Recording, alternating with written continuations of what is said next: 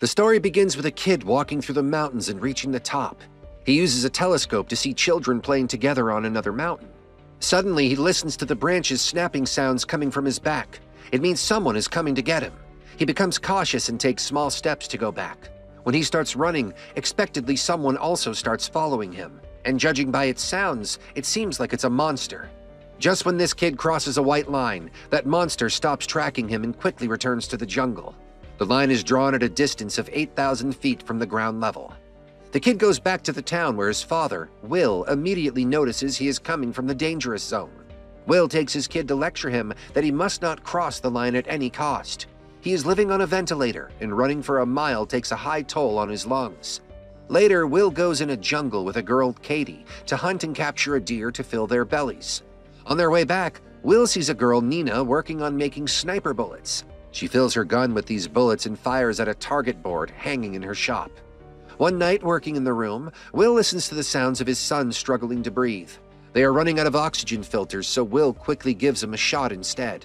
Later, he goes to Nina and persuades her to go to the place named Boulder. He is running short of oxygen filters for his son Hunter, and he must get them from Boulder, otherwise he will die. She went together with his wife Tara to the other side last time and made it back, so she must know the way to take down the monsters. They can go through the mine, which is the safest place according to his planning. Nina is reluctant to go. She has had her eyes open since her last trip. Boulder is 2,000 below the line, and those monsters are everywhere and hard to kill. Will does not accept to back down just because there are threats in his way. He goes back telling her the meet point. After he is gone, she works on the compass needle, which is just like the one that Nami uses in One Piece. Suddenly, a wave of PTSD hits Nina, and her memories of her trip along with Tara resurface. It was the moment when Tara got eaten by the monsters. Will, the next morning, goes to the firearm shop and buys a gun with a good amount of ammo stashes. Here, Katie barges into the shop and argues with Will for not telling his plan. She also buys a gun and plans to go along with him. He tries to make her understand she has to stay here and survive in this town, but she wants to find a way to live free of monsters. They have to fight with the monsters anytime soon, so why not today? While going to the rendezvous point, she meets Nina on the way, who tells her she is not needed. Monsters are far more dangerous when one looks at them up close, but Katie does not heed her taunting advice, and they all meet up at rendezvous point. They plan to go to the ski lift area first and use the lift to cross the line beyond 8,000. Nina has designed a bioelectromagnetism compass needle. It can detect monsters by their electromagnet radiations that are quite stronger than humans. They begin their trip by crossing the line and find army tanker remnants on the way. They stop there thinking they might find something useful, and as expected, Will finds ammo and grenades to fire on monsters. Next, they cross the horde of the horses, which means those monsters don't prey on other animals, just humans. Walking for a while, they reach the ski lift area where the compass needle senses a monster is nearby. Will and Nina quickly run to the ski lift station and work on operating it. Meanwhile, Katie runs in the opposite direction and fires the grenades to stop the monster's movement. But it does not affect the monster and it keeps coming forward. Luckily, Will manages to run the ski lift with the battery backup, and together with Nina, he hops onto the lift. Katie also uses a ladder to reach the top of the lift pillar and jumps to get on the lift. However, due to a few seconds late jump, she clings on the lift's back and Will holds her arm hard. Nina has been firing at the monster that is following them on the ski lift's ropes. The lifts stop working at a point, so they start running and successfully manage to cross the white line. They spend the night at a resort lodging and discuss the breakout of the monsters. Here, Katie reveals she has experienced and realized monsters are way too dangerous when one faces them this close. They must not coexist with monsters. They appeared 3 years ago out of nowhere and wiped out 95% of the population. No one has done research on them and their origin is still unknown. Though Nina has been researching monsters, she could not find anything useful information. They are just predators and humans are prey. The next morning, they reach the tunnel whose entry and exit are at an altitude of 8,000 plus. However, they have to walk through 231 yards that go below the line. They safely make it halfway through the tunnel and find a blockade blocking the way. So Will plans to go down to level 7, which is 1,000 yards before the next line. Leaving no choice, those girls also go down along with him through the stairs. They quietly walk through the tunnel because the compass does not work below the line. But a monster sniffs them out. They start running ahead to chase away the monster, just like how Okarun and Momo always run away from the monsters.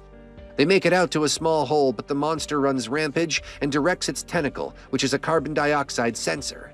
The tentacle approaches them to figure out they are humans, but they stop breathing for a while. Will fires an ammo to direct the tentacle away. Katie finds another narrow path out, so she quickly clears it from rocks and comes out first through its exit, but there is another monster waiting for her. Before she returns to the hole, the monster stabs her with its tentacle and drags her along inside. Will cannot do anything to save her and returns to the narrow path where they find a ladder. They climb up the ladder and make it out of the mine, but sadly with the sacrifice of a team member. They safely walk ahead and find a car standing on the porch of a house. There is no one living in the house, so they spend the night and eat macaroni at dinner. Will curiously asks her what is in the boulder lab, the reason she went along with his wife on her last trip. She tells him there was a periclase, a cubic version of magnesium oxide. She guesses the monster's scale is impenetrable because they are electrically charged, which is the protective mechanism. A bullet coated with periclase can create a momentarily millivolt difference, and consequently, it can create an internal combustion of the monster. Will mocks her hypothesis, and blames her for his wife's death.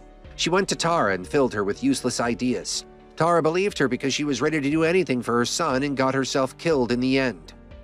Nina does not deny anything. Instead, says he is also there together with her for the same purpose as Tara. She leaves this dude speechless. While they ride to the Boulder Hospital beyond the line in the morning, they go to the 5th floor and successfully find the oxygen filters. However, death is lurking behind them. A monster manages to get inside the hospital and chase after them. Nina explodes the gas to spread out and block the monster's vision, and Will shoots the oxygen cylinders to create a sudden blast. Thanks to their combo efforts, they manage to throw Monster out of the hospital. Will rushes to get back to Nina, insists they must find Periclase from her lab. He can save his son for now, but she can save him and others by proving her hypothesis and finding a method to kill those monsters. Will gives in and goes together to the Boulder laboratories. As per the hypothesis, she covers the bullet with Periclase and shoots a monster's scale. But alas, it does not affect the scale at all. However, she does not give up on experimenting. She suggests that Will return to his son, while she stays behind to work on developing the weapon. If she succeeds, she will follow after him. Otherwise, there's no need for him to wait for her and die. Will takes her suggestion and drives back alone. But due to the rugged tires of the car, he gets involved in an accident. After a while, he opens his eyes and hears a monster groaning near him. He quickly leaves the car and runs to the forest, and that monster also keeps following him. He reaches the top, and unluckily, 2 more monsters surround him. He shoots each of them with his guns, but guns run out of ammo and don't scratch those monsters at all.